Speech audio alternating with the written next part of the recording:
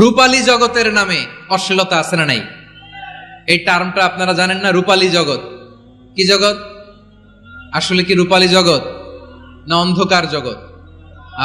আমার বোনেরা, আপনাদেরকে যে কি বলে তারা বুঝায়, রূপালী জগৎ শুনেই আপনি ভরকে যাবেন না।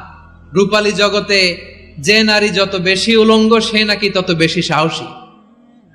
জানেন, বলে এটা একটা সাহসী নারী, খুব সাহসী পদক্ষেপ তার। যত বেশি শরীর থেকে কাপড় নামাতে পারবে, যত বেশি বস্ত্রহীন হয়ে নিজেকে প্রেজেন্ট করতে পারবে, সে নাকি তত বেশি সাহসী। আমার ভাইয়েরা, শয়তানের প্রথমে এজেন্ডা ছিল বনি আদমকে বস্ত্রহীন করা। সে আদম এবং হাওয়া আলাইহিস সালামকে নিষিদ্ধ গাছের ফল খাইয়ে তাদেরকে বস্ত্রহীন করেছে। এই জামিনেও সে আমাদেরকে বস্ত্রহীন করতে চাইবে।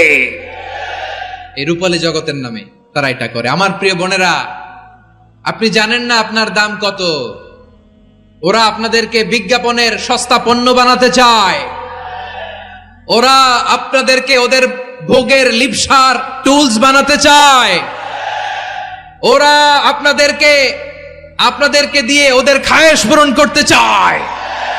এটা আপনাদের জন্য মোটেও ডিগনিটি নয়, এটা আপনাদের জন্য সম্মান নয়। আপনার সম্মান শালীনতায়, আপনার সম্মান হেজাবে, আপনার সম্মান ভদ্রতায়, আপনার সম্মান আপনার ডিসেন্ট পোশাকে। পোশাক বলে দেয় এই নারীটা ভদ্র না অভদ্র। পোশাক বলে দেয় এই মেয়েটা কোন ঘরের মেয়ে। আওয়াজ করে বলেন ঠিক কিনা? আপনি জানেন না, আপনার এই সস্তা পণ্য বানায়, ভোগের পণ্য, বিলবোর্ডে আপনাকে উলঙ্গ করে উপস্থাপন করে। এই অশ্লীলতার সাথে ইসলামের কোন সম্পর্ক। এজন্য আল্লাহ বলেন, আমি অশ্লীলতাকে হারাম করেছি।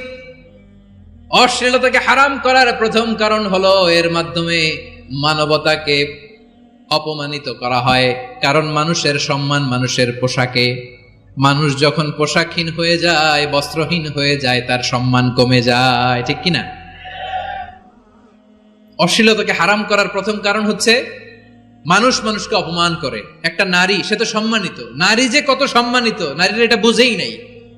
বিশ্বনবী বলেন, আদ-দুনিয়া কুল্লুহা মাতা ওয়া খায়রু মাতা'আদ দুনিয়া আল মারআতুস সালিহা। আমার বোনেরা, আমার আলোচনা শুনছেন আমি জানি।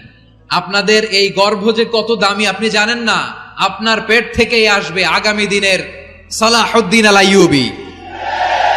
আপনার পেট থেকেই আসবে অনাগত দিনের ইমাম মাহদী আল মুনতাযর।